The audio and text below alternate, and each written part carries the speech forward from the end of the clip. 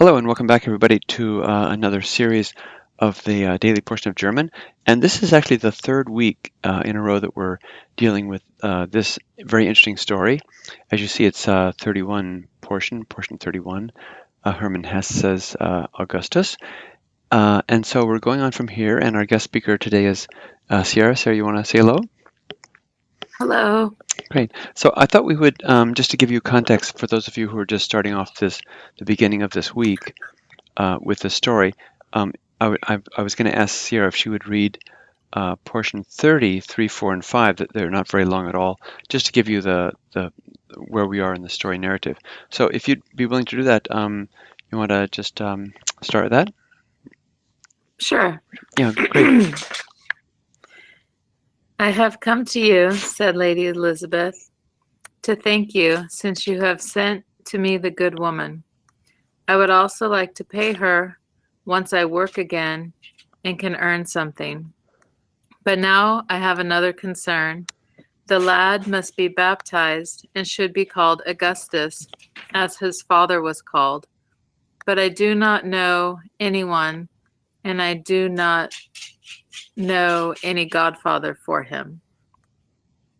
Indeed, I have also thought that, said the neighbor, and stroked his gray beard. It would certainly be good if he would have a good and wealthy godfather who can care for him whenever something bad would turn out for you. But I am also only an old lonely man, and I have few friends. Therefore, I cannot recommend anyone for you, should you not perhaps not want to take me myself as a godfather. The poor mother was happy about that and thanked the small man and accepted him as the godfather. The next Sunday, they carried the small one into the church and had him baptized. And there appeared also the old woman and gifted him a silver coin. And when the mother did not want to accept that, the old woman said, "Just take it. I am old and have what I need. Perhaps the silver coin will bring him luck. I have once gladly granted a favor to Mr. Binswanger. We are old friends." Great. Okay. All right. That gives you a good deal of lead into our portion today. Okay. So as we go through this, you know the method system probably. Let me just increase this a little bit. Okay, great. So I'll read aloud the text, and Sierra will read after me. Will repeat after me, and then please read with her to get a sense of the sound of the language and the pronunciation of the words. And then I'll ask her specific questions to deconstruct the grammar. And please imagine in your own mind or try to figure out what the answers would be as she is supplying them. That way we build up an understanding together and mutually about the meaning of the sentence and its proper translation. Okay, and by the way, this is these exercises, even though we're reading Hermann Hesse or other literary or philosophical or art historical texts, are beneficial for all fields of the arts and sciences. So, because it's the standard German and Hesse writes in a very very high level way, and sometimes his poetic prose is quite striking. But that would help you in doing any research in any of the fields of the arts and sciences, not just the literary ones, obviously. Okay, that probably goes without saying. Okay, here we go. You all set? And let's Yes. see if you can see. We're going to do a light blue today. Here we go. Da gingen sie miteinander heim. Everybody. Da gingen sie miteinander heim, Und Frau Elisabeth kochte für ihre Gäste Kaffee. und Frau Elisabeth kochte für ihre Gäste Kaffee, Und der Nachbar hatte einen Kuchen mitgebracht. und der Nachbar hatte einen Kuchen mitgebracht. Okay, not the whole kitchen, but just some pastry. Sort of looks like that. Okay, so here we have gingen heim. So where's the verb complex in up to that comma? Gingen heim. I just said it. Yeah. So you know there are several prefixes that attach to verbs, and there are also different adverbs, a whole array of adverbs that attach to verbs too. So you would actually find this in the dictionary as heimgehen, to go home, simply. But heim then functions as a several prefix, even though it's a sort of an adverb. And this means with one another. So at that point, and da is the adverb here. It's not the subordinating conjunction meaning because or since. So at that point, they went home together, and Frau Elizabeth cooked. Is this strong verb or weak verb? Kochte. It's a weak verb. Yeah, because the te is added on there. Kochen, kochte, for her guests coffee. And you could say maybe the English idiom would be made coffee for her guests. And the neighbor, Nachbar, where's the verb complex there? Hatte mitgebracht. Good. So our order of asking questions is always, as you may have become familiar with, is to identify the verb complex first. And this is a pluperfect tense, had brought along with, and here's your subject, and then einen Kuchen is obviously the direct object, which we identify with a circle. And if you want to be really specific, you can take the past participle and show that it transfers its action, to the direct object here, the accusative. Okay, so how would you translate that? Just from un? And the neighbor had brought along a cake or a pastry. Yeah, had brought along a pastry or a cake. Dass es ein richtiger Taufschmaus wurde. Everybody? Dass es ein richtiger Taufschmaus werde. This is the word translated in the gloss below is christening fest. So that das can be so that it became a proper a christening fest. You want to just do those all those lines, just translate slowly from the top down to wurde? Sure. At that point, they went home with one another, and Frau Elizabeth cooked coffee for her guests, and the neighbor had brought along pastry so that it became a proper christening feast. Good. Okay, going on. Let me just get this. Okay, we're right here. Als sie aber getrunken und gegessen hatten, everybody? Als sie aber getrunken und gegessen hatten und das Kindlein längst eingeschlafen war, und das Kindlein längst eingeschlafen war, da sagte Herr Binswanger bescheiden,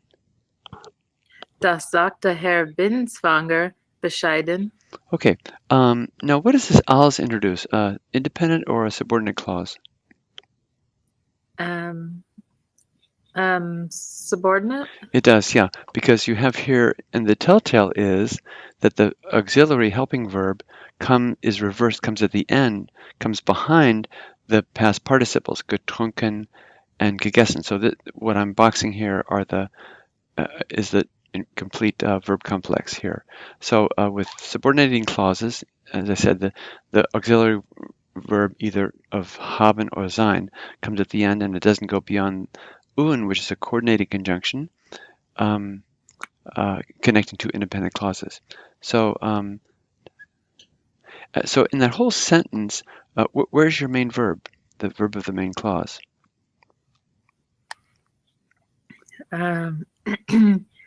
Sagte. Perfect. Yeah.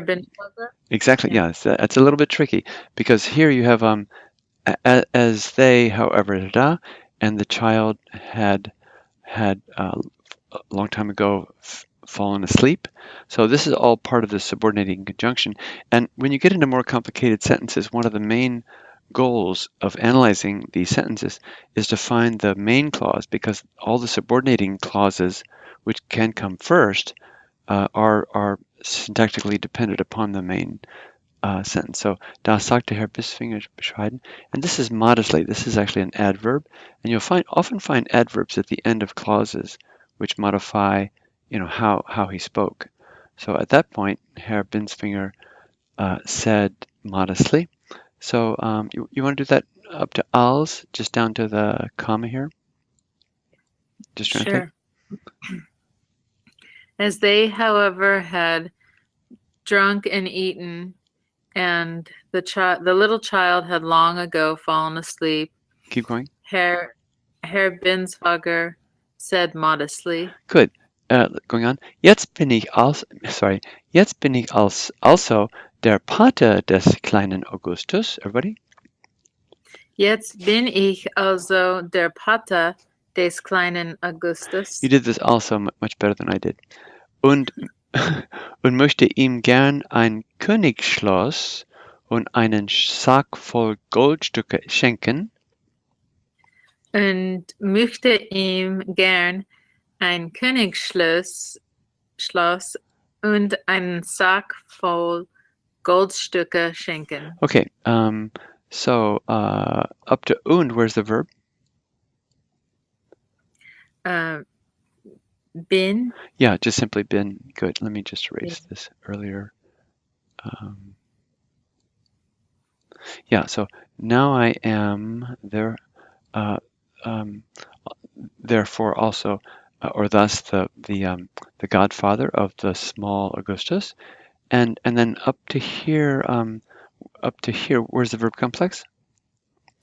Möchte schenken. Good. Möchte schenken. So möchte is always the polite way of saying I would like to do something, and I would like to gift. And then what would you say for gift? What sort of a case are you looking for? We're looking for the accusative and dative. That's true, yeah. And so actually here you're looking for the accusative first. Einen Stück full of gold and a king's castle. But and then you're also looking for the ihm. I would like to gift to him, dative. And remember with the dative, you'll just see ihm, but you have to supply an English preposition to make sense for that. I mean, preposition English. And with gern, this just adds ich möchte a little bit to a higher degree. I would like very much. You could translate it that way. Okay, so you want to start with jetzt bin ich and then down to the comma here? Just translate. Okay. Since I am now the godfather of the small Augustus, I would like very much to gift him a castle of a king and a sack full of gold pieces. Good. And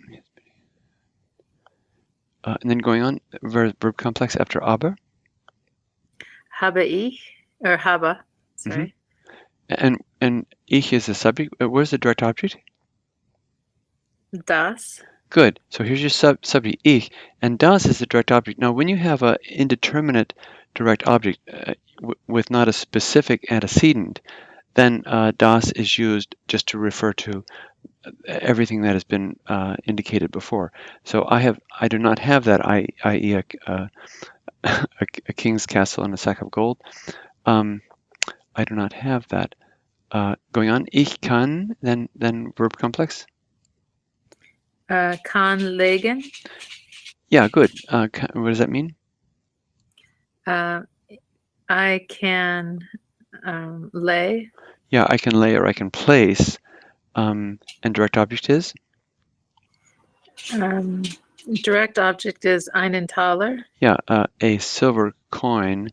And then what else do you look for after that? I can place a silver coin. The indirect object, the dative. Yeah, to ihm. Yeah, to him. So I can lay place for him, or place for him, a silver coin. Neben den. Now, neben can take the dative or the accusative. In this case, it's the accusative because it's showing motion towards. So sliding over or placing a silver coin next to the one of Frau Gewatterin. So next to the one that, i.e., Frau Gewatterin laid down for him in the crib. Great. Let's see. So you just want to translate from jetzt bin ich from down to the end slowly. So we can follow. Sure. Since I am now the godfather of the small Augustus, I would like very much. Well, since I am and I would like. So it sort of follows the after the jetzt bin ich also, and I would like. Sorry, go ahead. Okay. And I would like very much to gift him a castle of a king and a sack full of gold pieces, but I do not have that. Mhm. I can only lay a silver coin next to the coin of Frau Gewatterin. Great, perfect. Sorry for the interruption there, Sierra, but you did a great job. Okay, thanks so much for tuning in, and see you next time. Take care. Bye bye.